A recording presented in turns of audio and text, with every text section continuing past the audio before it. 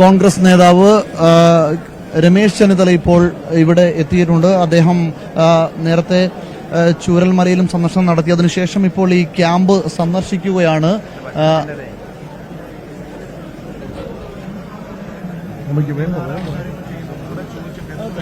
ആ രീതിയിലാണ് കാര്യങ്ങൾ അറേഞ്ച് ചെയ്യുന്നത്.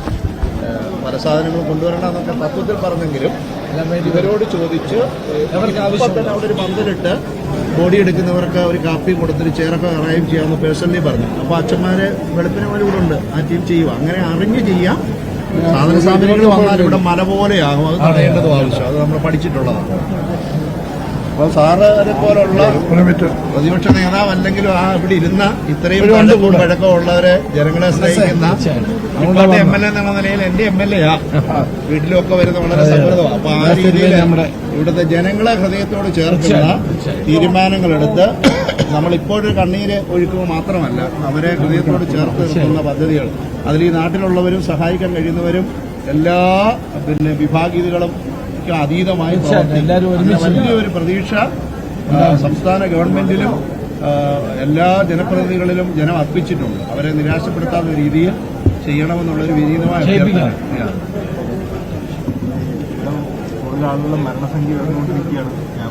വളരെ ഹൃദയഭേദകമായ ഒരു അവസ്ഥയാണ്. ഞാൻ ചൂരൽമലയിൽ പോയിട്ടാണ് ഇപ്പോൾ വരുന്നത്. എല്ലാ ക്യാമ്പിലും പോവാണ്. എല്ലാം നഷ്ടപ്പെട്ട ഒരു ജനതയുടെ പ്രയാസവും ദുഃഖവുമാണ് നമ്മൾ കണ്ടുകൊണ്ടിരിക്കുന്നത്. മരണസംഖ്യ ഉയരുന്നു എന്നുള്ളത് തികച്ചും വേദനാജനകമായ ഒരു കാര്യമാണ്. തന്നെയുമല്ല, എല്ലാ സർവസ്വവും നഷ്ടപ്പെട്ട ജനങ്ങൾ ഇതിനോടൊപ്പമുണ്ട്.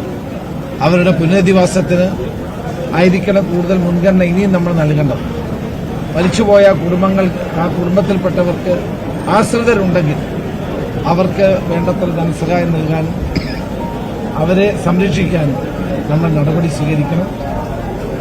മരിച്ചവരുടെ കുടുംബങ്ങൾക്ക് സർക്കാർ ജോലി നൽകാൻ കഴിയുമോ എന്ന് പരിശോധിക്കണം. അവരുടെ കുട്ടികളുടെ വിദ്യാഭ്യാസ കാര്യങ്ങൾ പരിശോധിച്ചുകൊണ്ട് അതിനെന്തെല്ലാം സഹായം ചെയ്യാൻ പറ്റും എന്നുള്ള കാര്യം ഗവൺമെന്റ് ആലോചിക്കണം. നാളത്തെ സർവകക്ഷി യോഗം ഞാൻ മുഖ്യമന്ത്രിയുമായിട്ട് ഫോണിൽ സംസാരിച്ചു. നാളെ സർവകക്ഷി യോഗം വിളിച്ചിട്ടുണ്ടെന്ന് അദ്ദേഹം പറഞ്ഞു.